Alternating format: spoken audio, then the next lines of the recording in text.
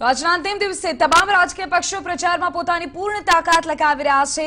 જામનગર લોકસભા અને જામનગર ગ્રામ્ય વિધાનસભા બેઠકની પેટા ચૂંટણી માટે કોંગ્રેસના સ્ટાર પ્રચારક હાર્દિક પટેલ આજે જનસંપર્ક યાત્રા કરવાના છે। હાર્દિક પટેલ દિવસભરમાં 16 જેટલા ગામોમાં ફરીને કોંગ્રેસના ઉમેદવારોનો પ્રચાર કરશે। જામનગર, જોડિયા, ધ્રોલ અને કાલાવડ તાલુકાના ગામડાઓમાં પ્રચાર કરીને કોંગ્રેસ માટે મત માંગશે। મહત્વનું છે કે જામનગરના વિસ્તારો પાટીદારોની બહુમતી ધરાવતા વિસ્તારો છે, જેના કારણે હાર્દિક પટેલની જનસંપર્ક યાત્રા કાઢીને પાટીદારોને રીઝવવાનો પ્રયાસ કરાશે। ભાજપે જ્યારે પાસ અને કોંગ્રેસ છોડીને ભાજપમાં આવેલા રાઘવજી પટેલ ગ્રામ્ય વિધાનસભા બેઠકના ઉમેદવાર બનાવ્યા છે, ત્યારે કોંગ્રેસે હાર્દિક પટેલના વિશ્વાસુ માનવામાં આવતા જયંતિ સભાયાને ટિકિટ આપી છે। આપણે જણાવી દઈએ કે આજે હાર્દિક પટેલ જામનગર લોકસભા અને વિધાનસભાની પેટા ચૂંટણીમાં કોંગ્રેસના ઉમેદવાર માટે મત માંગશે અને તેઓ સતત પ્રચાર કરશે। જનસંપર્ક યાત્રા દરમિયાન સુરક્ષા માટે પત્ર લખવામાં આવ્યો છે। આપણે જણાવી દઈએ કે જે જાણકારી સામે આવી રહી છે તેને લઈને પોતાના પર હુમલાની આશંકાને વ્યક્ત કરતા તેઓએ પત્ર લખ્યો છે અને સમગ્ર રોડ શો દરમિયાન પોલીસ વ્યવસ્થા ફાળવવામાં આવે તેઓ સુપ્રિન્ટેન્ડન્ટ ઓફ પોલીસની સુરક્ષાની માંગ કરતો પત્ર હાર્દિક પટેલે લખ્યો છે। આપણે જાણીએ કે છેલ્લી 3 સભા દરમિયાન જે પ્રકારની ઘટનાઓ સામે આવી રહી છે તેને લઈને પોતાના પર હુમલાની આશંકાને વ્યક્ત કરતા સુરક્ષાની માંગણી કરતો આ પત્ર પોલીસને લખવામાં આવ્યો છે અને આપણે જણાવી દઈએ કે હાર્દિક પટેલ આજે જામનગરમાં જનસંપર્ક યાત્રા કરવાના છે અને તે જ દરમિયાન તેઓને પૂરતી સુરક્ષા સરકાર આપે, પોલીસ આપે તે માંગણી તેઓએ પત્ર દ્વારા કરી છે। ગઈકાલે સભામાં હોબાળો તે પહેલા થપ્પડ કાંડ અને ત્યારબાદ હવે લખાવો પત્ર।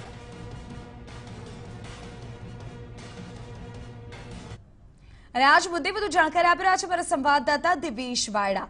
દિવેશ, જાણકારી મળી રહી છે કે હાર્દિક પટેલ કોંગ્રેસના સ્ટાર પ્રચારક આજે લોકસભા ચૂંટણી માટે અને જામનગરની જે વિધાનસભાની પેટા ચૂંટણી છે તે માટે કોંગ્રેસ તરફી માહોલ ઉભો કરવાની કોશિશ કરશે, પરંતુ આ તમામની વચ્ચે તેઓએ સુરક્ષા માટેનો પત્ર પણ પોલીસને લખ્યો છે। શું અત્યારે ગતિવિધિ ત્યાં?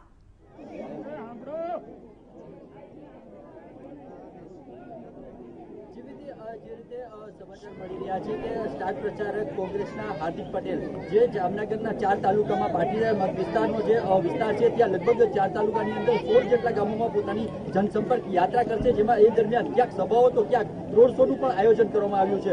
મોટાભાગના આ 4 તાલુકાની અંદર સાથે સાથે અહીં લોકસભાની બેઠકની તો ચૂંટણી છે જ, પરંતુ વલ્લભ ધારાવિયાના રાજીનામા બાદ જામનગર ગ્રામ્ય બેઠકની પણ ચૂંટણી કરવામાં આવી છે, જેના ઉમેદવાર જયંતિભાઈ સભાયા જે હાર્દિક પટેલના ખૂબ જ વિશ્વાસુ અને પાટીદાર ઉમેદવાર છે તેને સમર્થન આપવા માટે આ બંને ઉમેદવારના પ્રચાર માટે પાટીદારોના જે મત વિસ્તાર છે ત્યાં પોતે જનસંપર્ક યાત્રા કરશે અને સાથે સાથે રોડ શો પણ કરશે, જેની છેલ્લા 2 દિવસથી તેની સભાઓમાં જે બનાવો બન્યા છે તેને ધ્યાનમાં રાખીને હાલ પોતે પણ જામનગરની પોલીસ પાસે સુરક્ષાની માંગણી કરી છે અને કોઈ પણ તેના સભા પ્રચાર દરમિયાન કે કોઈ પણ રોડ શો દરમિયાન તેની કાર પર કે તેના ઉપર હુમલો થઈ શકે તેવી પણ તેણે સંભાવના વ્યક્ત કરી છે અને પોતે સુરક્ષાની પણ માંગણી કરી છે। 9 વાગ્યાથી લઈને સાંજના 4 વાગ્યા સુધી લગભગ 16 જેટલા ગામોમાં જે પાટીદારો મત વિસ્તાર છે ત્યાં હાર્દિક પોતે આ વિસ્તારોની મુલાકાત લેશે અને મતદારોને પોતે કોંગ્રેસના પ્રચારમાં એક અપીલ કરશે।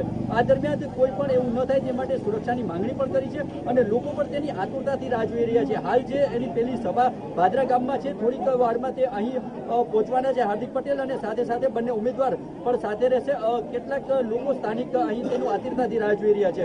છેલ્લા 2 દિવસની અંદર જે બનાવો બની રહ્યા છે પાટીદાર જામનગરના પાસના કન્વીનર આપણી સાથે જે ભૂપતભાઈ તેમને પૂછીએ, તમે જે હાર્દિક પટેલની જે સભાઓ છે જેનું પ્રચાર દરમિયાન જે બનાવો બન્યા છે એને કઈ રીતે જોવો છો, શું કહેશો?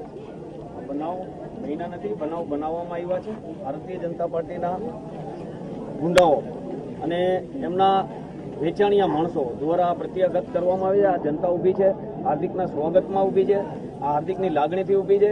એવા 5 માણસોથી અમને કાંઈ ફરક પડતો નથી। અને રહી વાત જામનગર જિલ્લામાં કોઈ પણ આવી કોશિશ કરી તો ઈંટનો જવાબ પથ્થરથી દેવામાં આવશે, એને કંઈ સાખી લેવામાં નહીં આવે। અને હાર્દિક અમારો નેતા છે અને આ જનતા છે, આમ જનતા, ગામની જનતા તમે જોઈ શકો છો એને ચાહે છે। 5 જણા ચાહે ના ચાહે અમને કોઈ ફરક પડતો નથી।